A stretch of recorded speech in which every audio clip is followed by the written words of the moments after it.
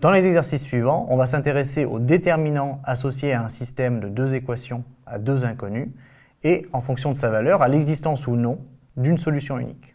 Si la solution unique existe, alors on la déterminera grâce à des opérations élémentaires sur les équations du système. Alors vous allez retrouver les mêmes exercices dans la partie matrice et vous pourrez vous entraîner dans ces exercices-là à résoudre les systèmes grâce à la méthode matricielle.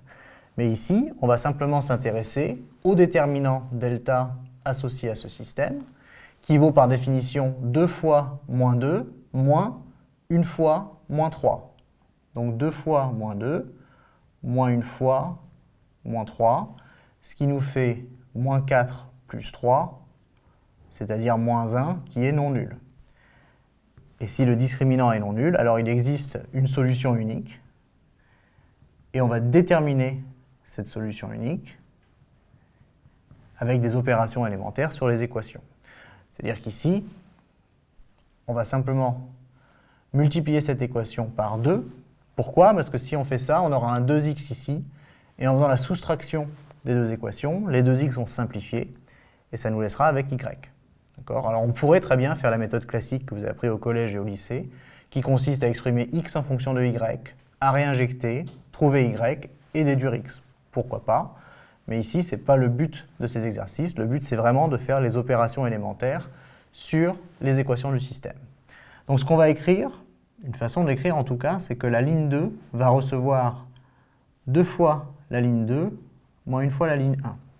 Donc on va combiner les équations pour trouver une nouvelle équation. Et le système obtenu sera strictement équivalent à celui-ci, simplement avec une nouvelle équation sur la ligne 2. Alors la première équation, eh bien, ne change pas. 2x moins 3y égale à 7. Pas de problème. Et ensuite, je fais 2 fois celle-ci, donc 2x, moins ensuite l'équation du haut, donc moins 2x, ça fait 0, mais c'était le but.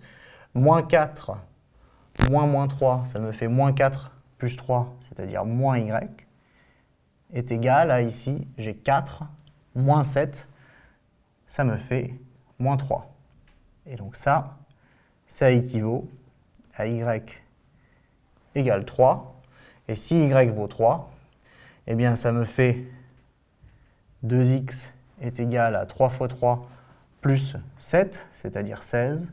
Et donc ça équivaut tout simplement à avoir y égale 3 et x égale 8. Et x égale 8, y égale 3 est la solution unique de ce système. Et je sais que cette solution unique existe parce que le discriminant est non nul.